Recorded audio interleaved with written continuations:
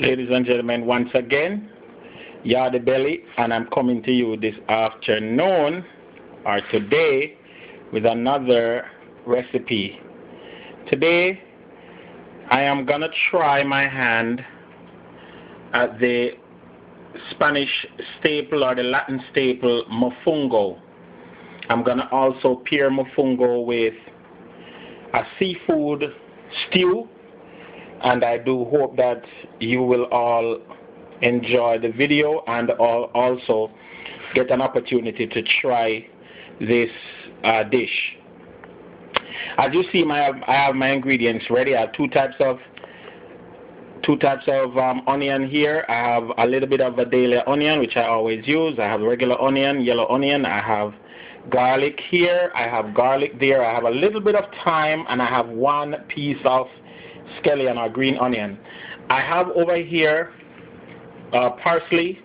The original dish calls for cilantro, but you know me already. I'm gonna do my little thing, right?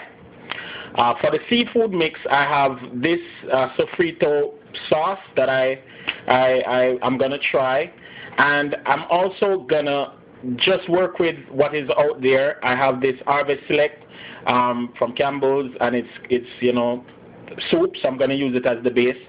Then I have my plantains, and I have this, which I'm also gonna introduce to my mofongo, which is chicharron, which is a Spanish pork cracklings or pork skin fried.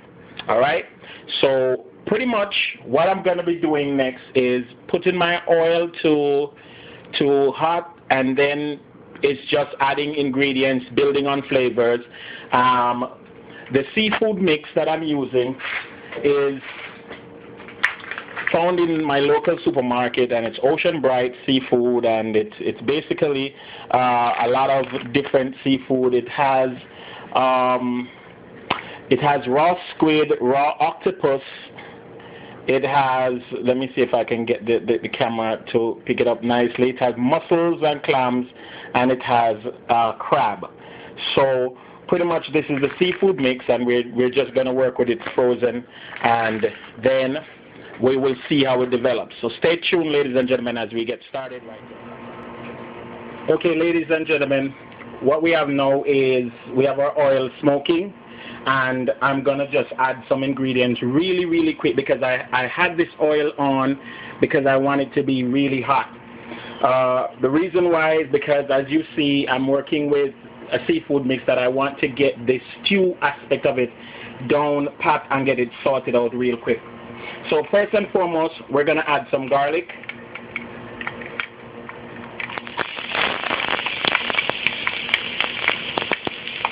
And we always want our garlic to burn. That's the most important thing to garlic.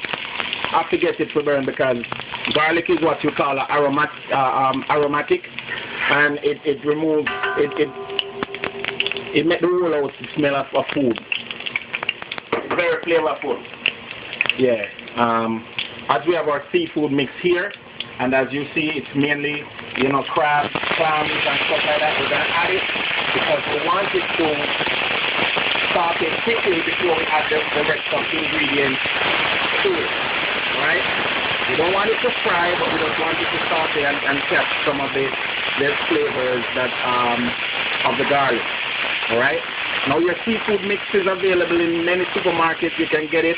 Some of it is cooked already, some is not cooked, some is, so, but it's good. It's a good way of utilizing those seafood that you not normally would use, especially we as Jamaicans. We don't really do seafood stew like that, but it's a very good way of utilizing, products that are available on the market.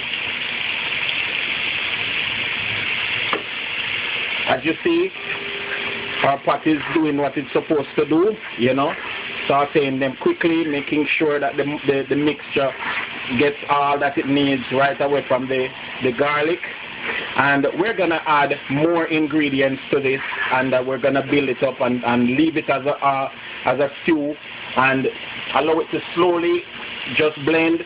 And as I said, we're not.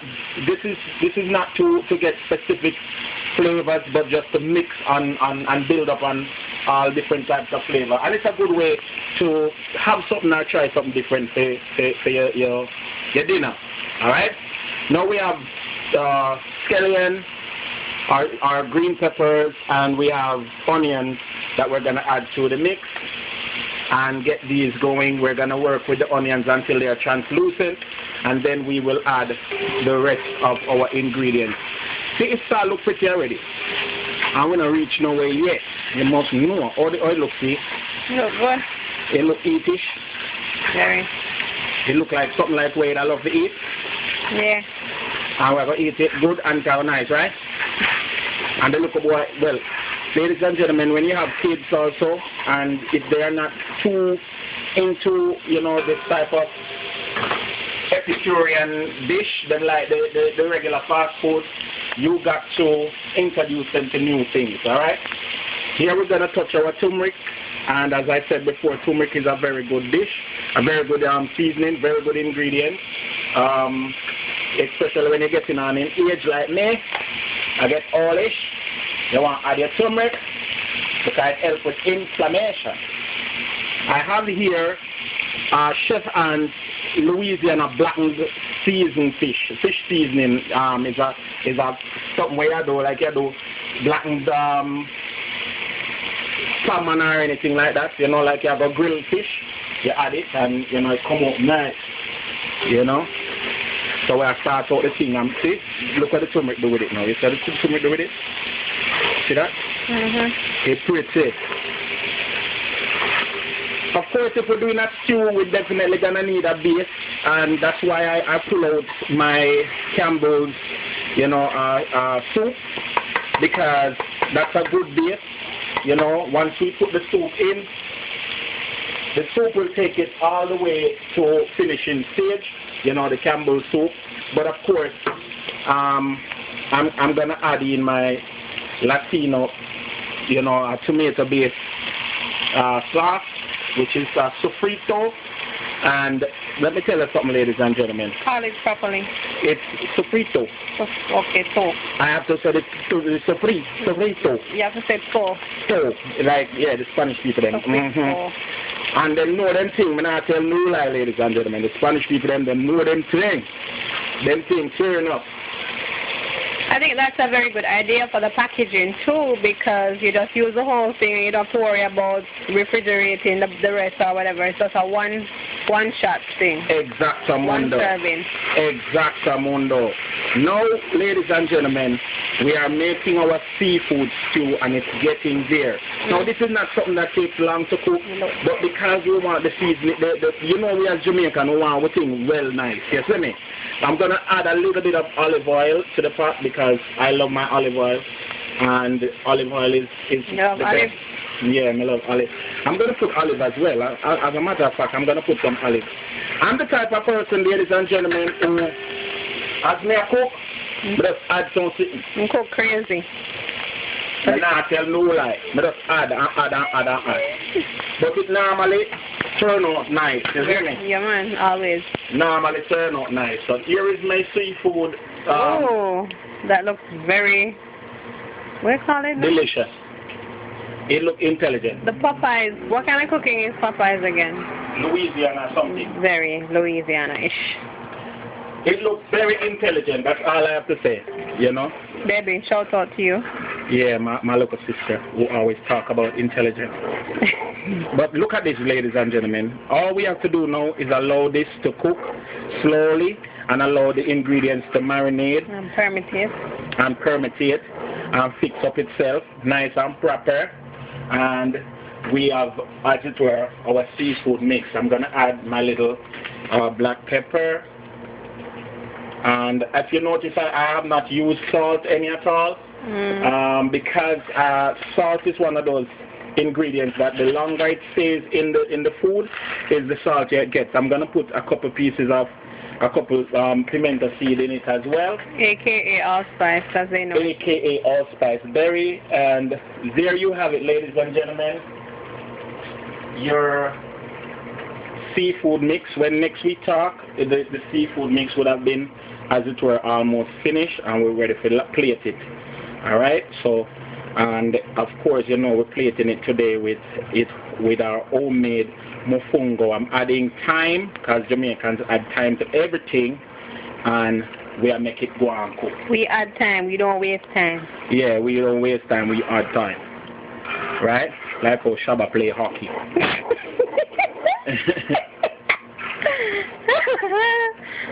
Alright, so there you have it, ladies and gentlemen, and I think it's a go on. It don't need no salt. It's happening. Lady, oh, me know that missing something. Okay. I'm missing Scotch bonnet pepper, ladies and gentlemen. It are missing that.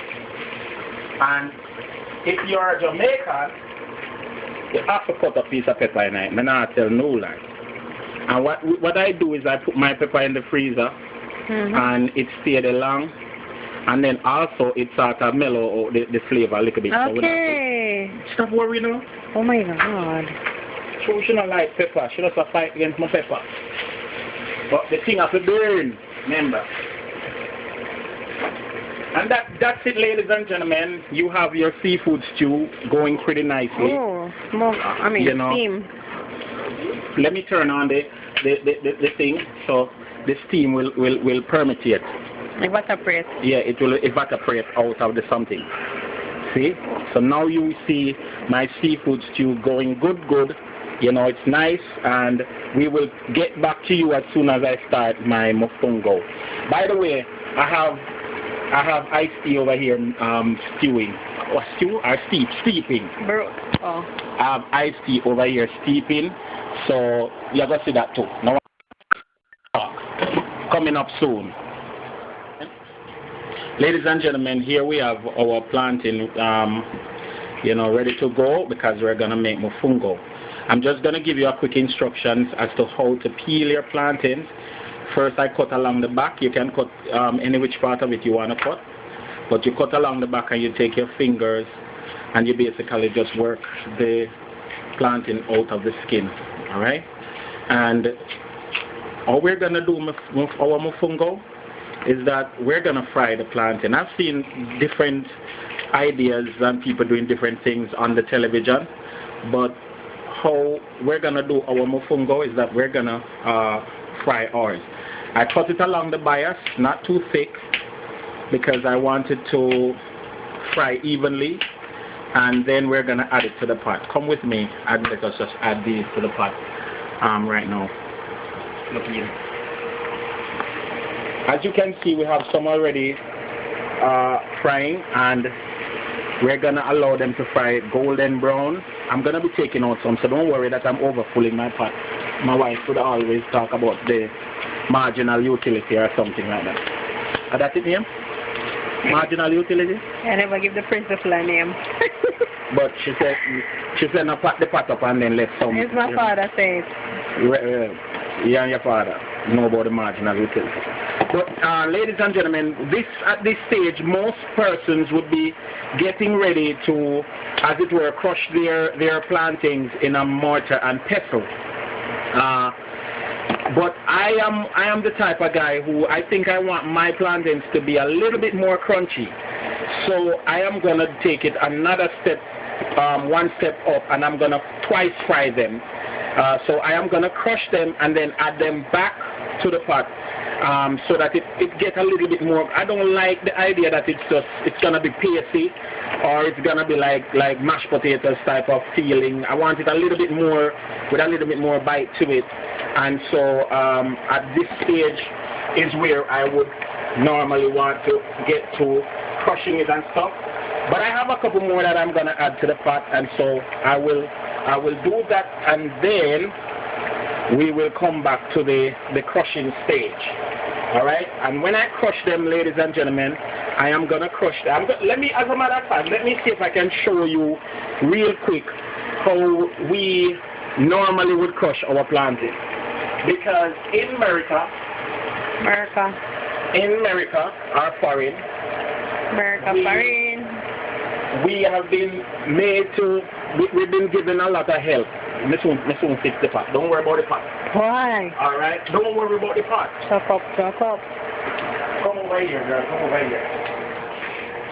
Now, in America, I found this on the market, and it's a plantain crusher. Believe it or not, it is a plantain crusher. I'm not even use it yet, but let me show you in principle what it does. You basically put your plantains in this space here, and then you simply crush it. You know, and I think it's a nice practical, you know, tool, and I'm anxious to use it. But in Jamaica, this is our plantain crusher, and you take piece of the plantain that is fried, you put the other skin on top of this one, and you simply crush it. And what comes out is basically a very authentic piece of crushed plantain. And then you take this, come with me, you take this and you add it back to the pot. Alright? But as you see, me now I really add it now because the pot full. And my wife has said the marginal utility. So I'm going to be taking these out, doing the crushing, and then we get right back to making our mofongo. Okay, folks. Now I'm going to just demonstrate this marvelous little tool. And I'm telling you, sometimes you know, you have to just wake up yourself to new things and see if something happens, because look at this. It's a plantain crusher, ladies and gentlemen. You put your plantain in, you press down, your plantain come out crushed. Alright? Nice and even and stuff. And I'm telling you, even though I don't mind doing it my Jamaican way, this seems so easy. So much so easy. And yet your plantain come out very nicely. Now you take your plantain like this, and you pretty much just take it to the pot and you add it there. I'm gonna just let these fry for not even half a minute, and then I'm gonna take it out and get ready to assemble our mofongo. As I said, I just wanted a little crispier edge to my plantains. Not that I'm frying them over the top, you know, but as it were, if you're Jamaican, you can start eating your plantains like this, you know. But I'm gonna do the mofongo, and we will see how we pick up everything after it, you know, is assembled. Alright? Look how the plantain come out nice, girl. You want one now, don't you? Right, so you know. And I add a little bit of salt, not much, just a little bit of salt, you know, because I wanted to, as it were, you know, make it the authentic thing. Stop, put the camera up on the plantain. You have a fog up the camera. I know what I'm doing. I'm a professional. What's You're wrong? a professional? Professional. Okay, ladies and gentlemen, see it here now. And as you see, let us just really quickly show them what's going to happen. Come over with the camera.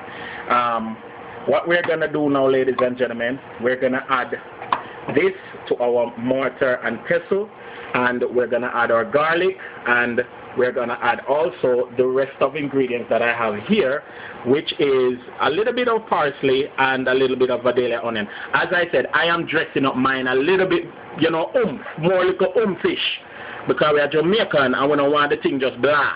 So we are it up, right? And keep the camera right there, so. I have a little bit of roasted garlic that I did roast this garlic. You know, add a little bit of olive oil and put the garlic. Look at the garlic, my girl. I put the garlic in the toaster oven to roast it, because I didn't want just the raw garlic the raw garlic flavor. And as you see it coming off the thing really nice. It looks supple. Yeah. What you put on it? See that? I put olive oil. A little bit of olive oil and a little bit of salt. Tab on me. And see, ladies and gentlemen, roasted garlic. And that's what I'm going to add into the pestle and into the mortar, sorry. And then we make mofongo. You see me? So, can you share with the people where you get your mortar and pestle and your crusher and all them nice things? I searched all over, couldn't find nobody. Look high and low. Still couldn't find nobody. But eventually I went to Presidente, and they had the mortar there, and it was a good price, you know, stay there, and it was a good price, and so I just utilized it because it was a good price. All right? Presidente is a Spanish supermarket, so if you don't have one near you, just check out any Spanish type supermarket situation. Yeah, for sure. All right, ladies and gentlemen, we're getting ready to do the crushing, and the crushing is the final step. So when we're ready, we come back and we'll finish it up. All right? Continue to listen, continue to watch, continue to learn. Yardie belly, I saw we do it.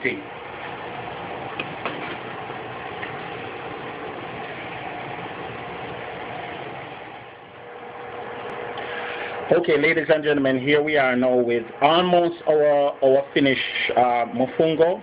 In the mortar, I have garlic, the roasted garlic that I did before. Bring up the camera a little bit. Oh, I have the roasted garlic that I did before. I have my chicharrones, which is pork crackling, and this was on one of the recipes that I saw. I have a little bit of Vidalia onion because again I like my onion and everything, and then I have parsley.